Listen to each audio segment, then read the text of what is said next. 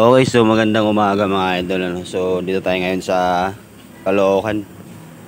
So meron tayo ditong pinuntahan na Rouser 180 kasi hindi na siya umaandar. Tsaka wala rin siyang ilaw sa dashboard. Ayan, so troubleshoot muna natin bago tayo magpalit ng parts kasi inaano ng baka daw CDI ganyan. Baka CDI daw yung bumigay kasi bago ng battery nito mga idol. Ayan, bago din yung fuse, pinalitan na ng fuse. So ayaw pa rin kasi wala talaga siyang dashboard. Ayan, susin natin. Ayan o.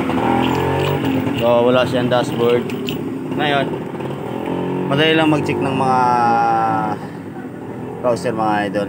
So pag hindi na po start, una nyo i-check yung mga fuse. So ito pinalitan ng bagong fuse. Ngayon check natin yung fuse. So sa pag-check naman na gamit tayo ng multi-tester mga idol . So i-set natin siya sa 20 volts. So 20 volts is 12 volts. So pasok siya sa 12 volts. Yan. Ngayon ilagay natin yung tester sa ground. Lagay natin sa ground. Ayan, tapos ayan nakalagay yung tester sa ground. Yung pula lagay natin dito. So, pula din ng battery. Ayan, so meron siyang laman na 12.8. Okay. Ngayon tester natin tong fuse nya kung meron laman na kailangan yung laman nito mga idol 12 din para mapaandar ang motor or kaya masupplyan yung ignition switch. Ayan, susin natin. So meron siyang 12 volts. Yan, may 12 volts siya. Okay, so lipat tayo dito sa kabila. Baka wala. Kasi ganoon yan kahit bago. Ayan o. Diba? So may problema tong sakit itong fuse nya.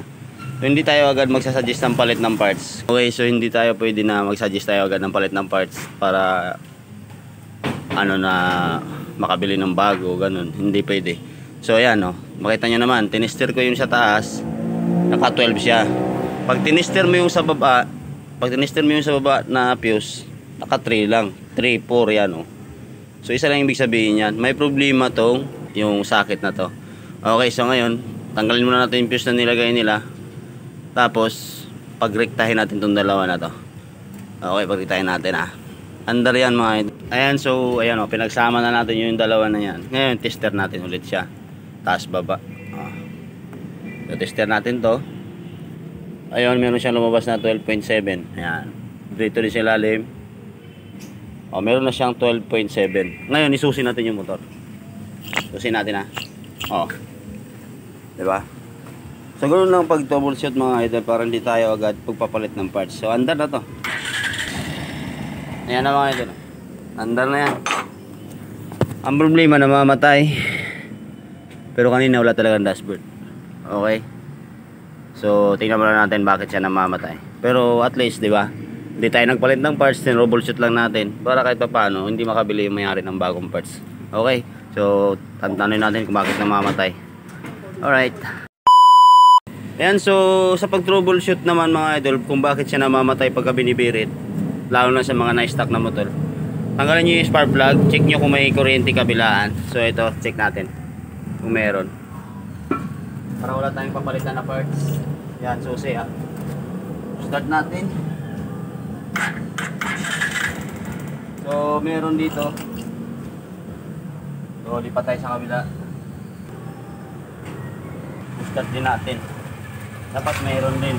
Kasi pag wala, pag isa lang ang gumagana ng spark plug sa mga Rouser 180 to 20-200, hindi mo mapapaandar ng maayos. Maandar siya pagka binilit na mamatay. Ayan, start natin.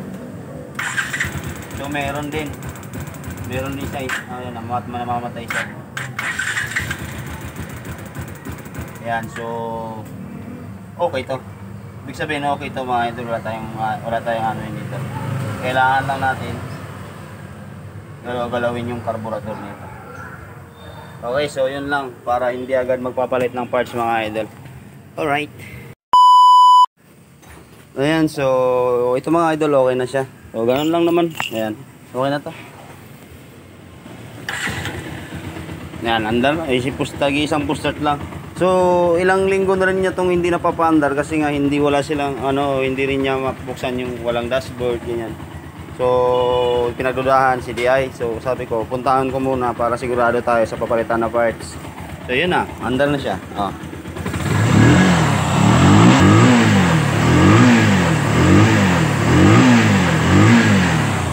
Okay, so yun lang mga idol. Maraming salamat. So happy new year sa atin lahat mga idol.